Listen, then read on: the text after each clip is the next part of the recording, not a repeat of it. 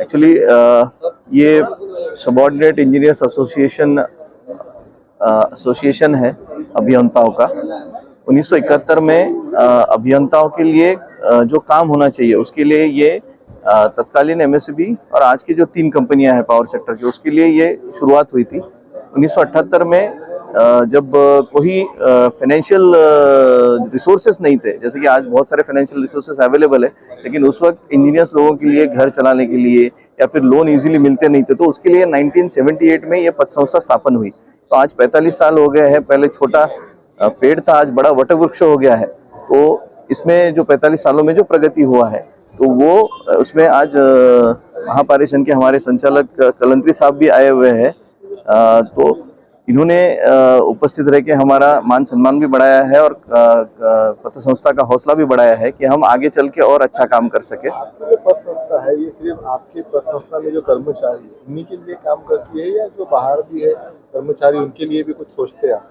हमारा ऐसा है कि हम हमारा जो सभासद है, मतलब जो जितने की इंजीनियर्स है, इसमें पूरे इंजीनियर्स है मराठवाड़ा और महाराष्ट्र में से, तो उनके लिए पहले काम करते हैं। साथ में हम सामाजिक बांधिलकी बोल के बाहर भी काम करते हैं, जैसे कि कुछ गरीब भूतपूर्व विद्यार्थी वगैरह हैं, उनके लिए भी हम मदद करते हैं, फाइनेंशियली मदद भी करते हैं। हमारे 812 सभासद हैं ये साल में। महाराष्ट्र में कितने नंबर पे आती है? महाराष्ट्र में आप ऐसा पकड़ के चलिए कि रेटिंग तो कोई होता नहीं है, लेकिन इसमें यह है कि अवर्ग का ऑडिट जो है वो पिछले कंटिन्यूअस जब से फॉर्मेशन हुआ है तब से अवर्ग ऑडिट मिलता है और कैश क्रेडिट भी नहीं है पत्र संस्था के पास। खुद के भाग भांडवल पे यह संस्था काम करती है। और अगर कोई सभासद मतलब ये हो जाता है, डेथ हो जाती है, तो 15 लाख रुपए का बिना शर्त उनके घर वालों को मदद भी पत्र संस्था की तरफ से की जाती है।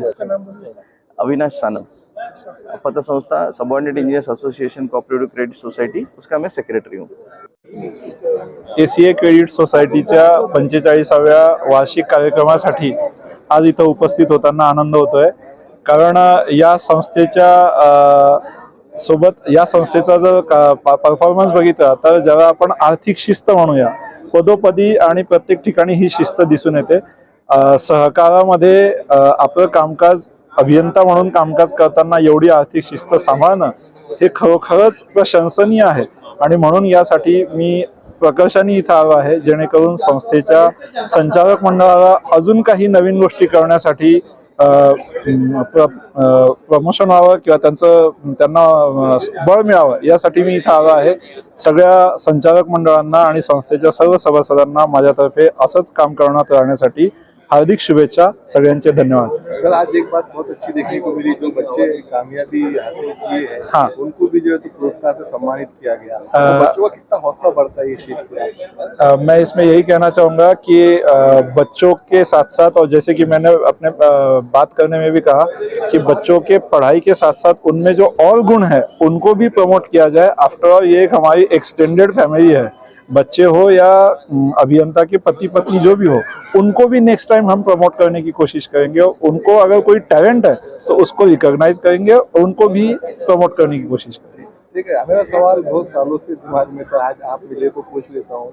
हर डिपार्टमेंट का एक अपना सेपरेट एक स्कूल होता है, जैसे पुलिस डिपार्टमेंट है, एजुकेशन डिपार्टमेंट है, महानगर पालिका है, हाँ, वहाँ पे उनके बच्चों को एक अलग सुविधा है। आपको नहीं लगता कि एमएससीबी के लिए भी एक अलग डिपार्टमेंट के बच्चों के लिए एक खास स्कूल होना चाहिए? आपने बहुत अच्छा सुझाव दिया है।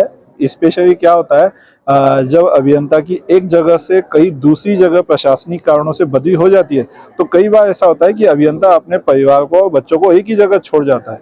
तो ये जो हमारी संस्था है, ये एसीए सोसाइटी, तो जिस तरह से ये आर्थिक शिस्त में काम कर रही, तो क्यों ना इस विषय पर भी विचार हो सकता है। Thank you.